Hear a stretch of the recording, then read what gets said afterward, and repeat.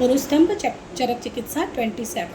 ठीक है, इसमें है ना उरु स्तंभ नाम से ही हमें समझ में आ रहा है। उरु हम जानते हैं कि उरु हम किसको कहते हैं, फीमर वाला जो एरिया रहता है उसे उरु बोला जाता है। स्तंभ इसका मतलब होता है जकड़ाहट, मतलब उरु स्तंभ यानी कि जो लोअर लिम्स है या फिर फीमर वाला एरिया है वहाँ पर जकड़ाहट। ठीक है, उरु स्तंभ तो ये एक व्याधि है जिसमें पैरों में जकड़ाहट हो जाती है। इसकी संप्राप्ति से स्टार्ट अगर अपन करें कि ये बनती कैसे है, उरु स्तंभ होती कैसी है, उरु स्तंभ होता कैसे है।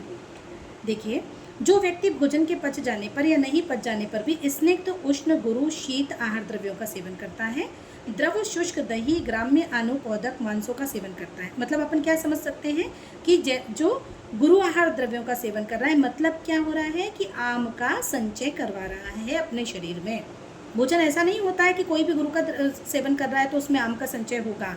डिपेंड करता है कि गुरु द्रव्यों का सेवन करने के बाद आपकी जठराग्नि उसको कैसे रिस्पॉन्स कर रही है, वो पच रहा है या नहीं पच रहा है। तो ऐसे गुरु आहार द्रव्यों का जब लगातार लंबे समय तक सेवन किया जाता है और जठराग्नि जिसकी दुर्बल रहती है, तो कोष्ठ में संचित हुआ जो आमदोष रहता है वो मेद के साथ मिलकर के वातादि दोष को रोक करके स्वयं भारी होने के कारण, क्योंकि सभी चीज़ें भारी भारी हैं। अब ये इन्होंने पुराने ज़माने में बहुत टेक्नोलॉजीज तो नहीं हुआ करती थी, इसलिए वो साधारण शब्दों में बोलते थे कि सब चीज़ें भारी हैं, तो वो भारी क्या हो रही हैं, अधोगामी सिराओं के द्वारा उरु प्रदेश में चली जाती हैं। मेद भी बढ़ा हुआ है, आम भी बढ़ा हुआ है, तो ये दोनों सब चीज़ें क्या करते हैं, वहाँ पर वातादि दोषों को एक साथ इकट्ठा कर देते हैं।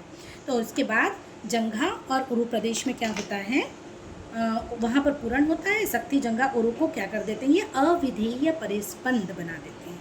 ये इम्पोर्टेंट है। संप्राप्ति मैंने शेयर करा क्या इसको, इसकी लिटरेचर शेयर नहीं करा ना मैंने, एक मिनट शेयर कर देती हूँ। अविधेय परिस्पंद पे क्वेश्चन आता है ना, क्योंकि हमें मेन तो क्वेश्चन पे देखना है कि क्वेश्चन कहाँ से बनता है, राइट। क्वेश्चन यहाँ से बनता है कि अविधेय परिस्पंद कौन सी व्याधि के लिए बोला है, कौन सी व्याधि की संप्राप्ति है।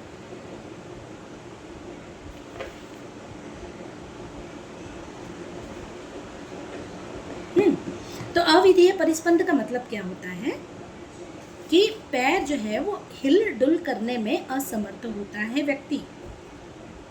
रोगी अपने पैरों को इच्छा अनुसार इधर उधर नहीं कर सकता है।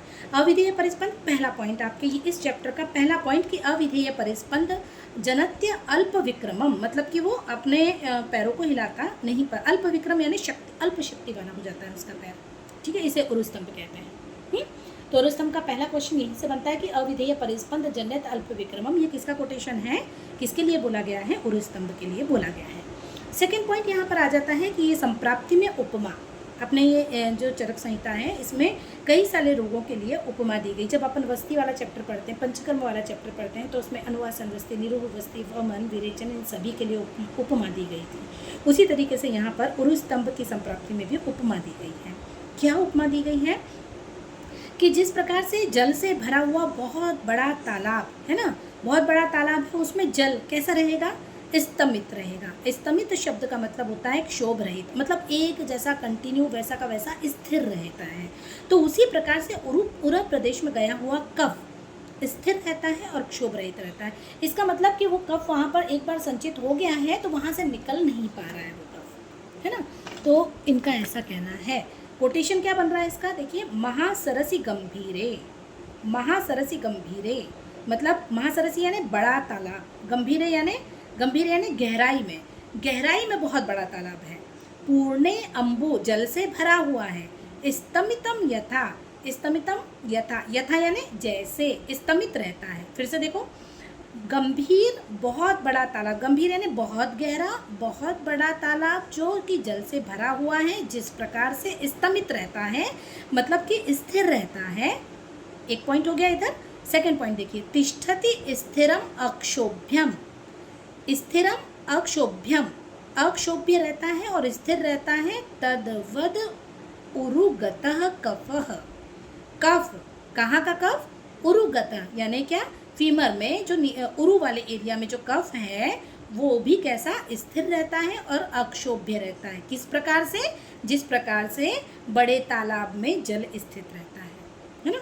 तो तो अगर महासरसी गंभीरे पूर्णे अम्बु स्तमितम यथा ऐसा कोटेशन आता है और वो पूछते हैं कि कौन सी रोग की संप्राप्ति में उपमा दी गई है, तो ये उरुस्तंभ रोगों के लिए उपमा दी गई है।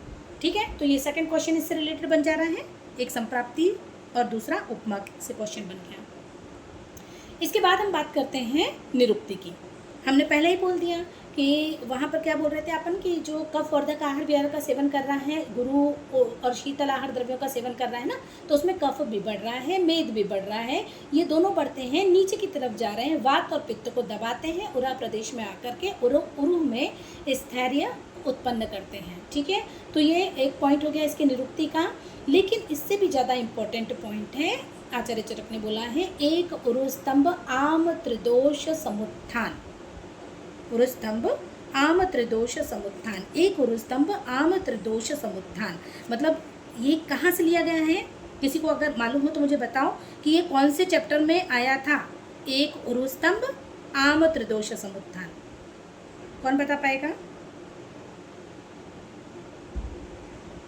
एक उरुस्तंभ आम त्रिदोष समुत्थान,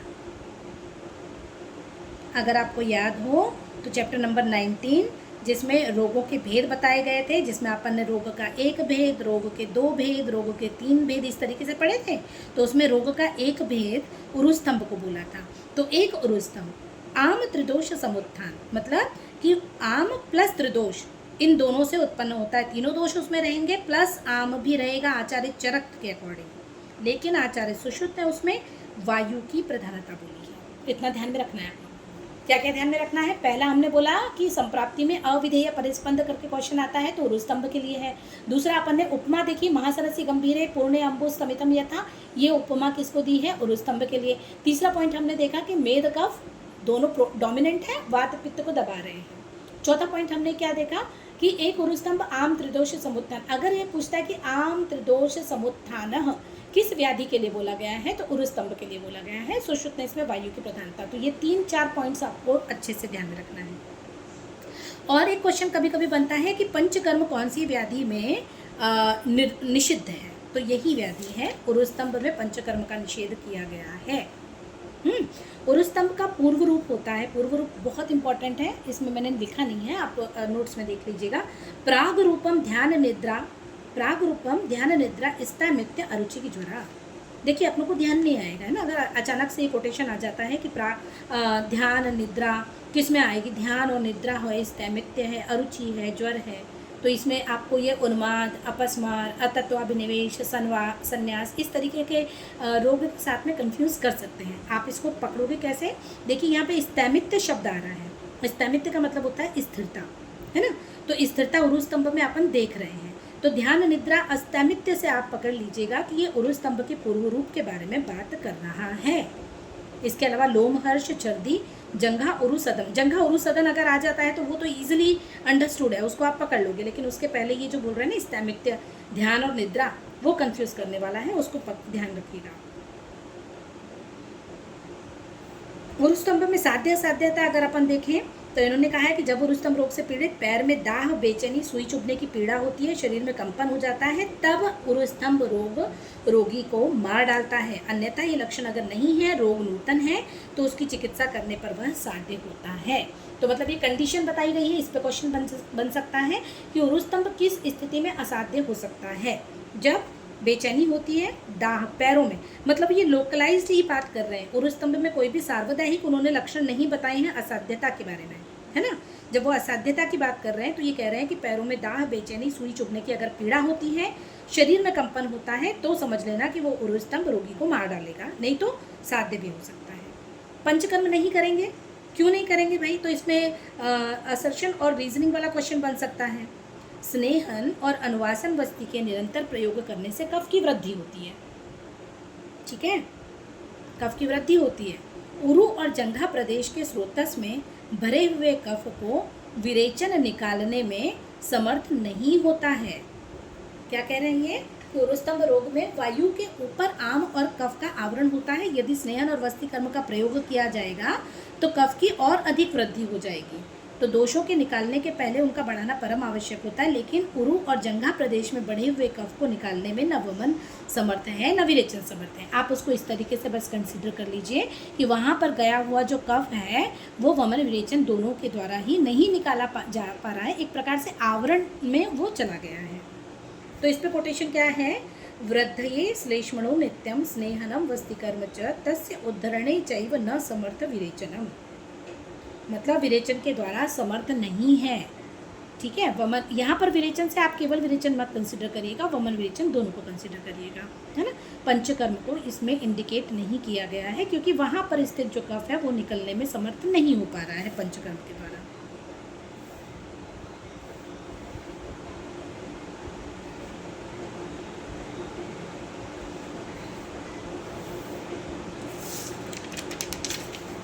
बस उसके बाद उन्होंने कुछ द्रव्य बता दिए हैं कि उरु स्तंभ में रुक्ष हितकर है। तो कोटेशन इसका अगर बनता है कि सदा रुक्ष उपचाराय यवश्यायम एको द्रवान, मतलब कौन से रुक्ष आहार द्रव्यों का सेवन करना है इसमें।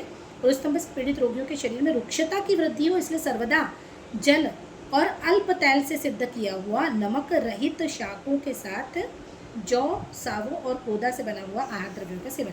तो ऐसा अगर क्वेश्चन आता है तो आप इजीली उसको लगा दोगे क्योंकि कफ और मेद से बना हुआ रहता है ये।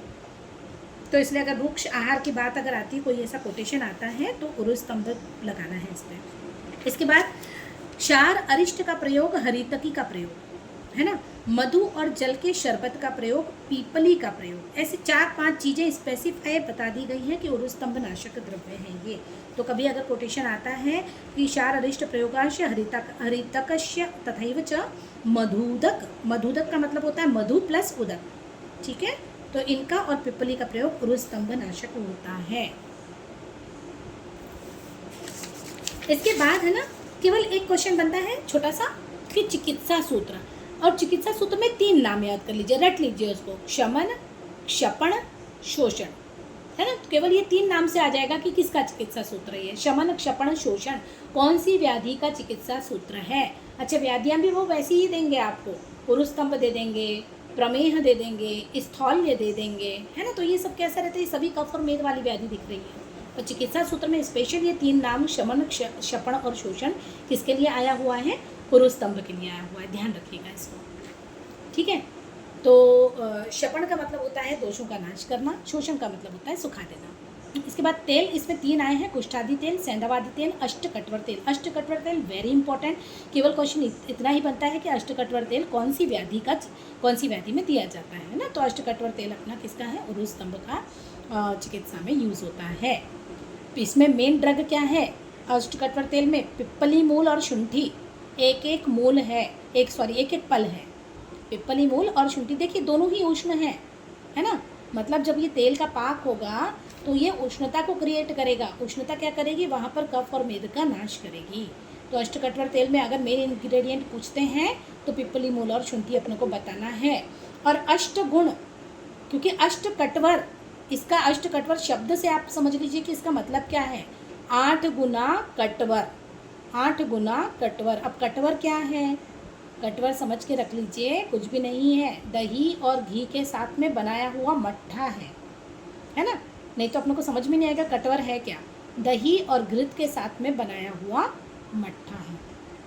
इसके बाद लास्ट में एक पॉइंट आता है इसमें कि हितकर आहार विहार इसमें क्या रहेगा। उरु स्तंभ रोग में कफ को दूर करने के लिए सामर्थ्य के अनुसार व्यायाम करने से रोगी को प्रवृत्त कराना चाहिए। कफ क्षयार्थम शक्येषु व्यायामेश्व अनुयोजयेत, है ना, मतलब कफ को क्षय करने के लिए व्यायाम का अनुयोजन करना चाहिए। और क्या पॉइंट आया, प्रतारयेत प्रतिस्रोतो नदीम शीत जलाम शिवाम, मतलब उसको तैराना है। प्रतिस्रोतो यानी जो नदी की जो बहाव बह रहा है उसके अपोजिट में उसको मतलब तैराना है, ठीक है। तो ये अपना पॉइंट कंप्लीट होता है।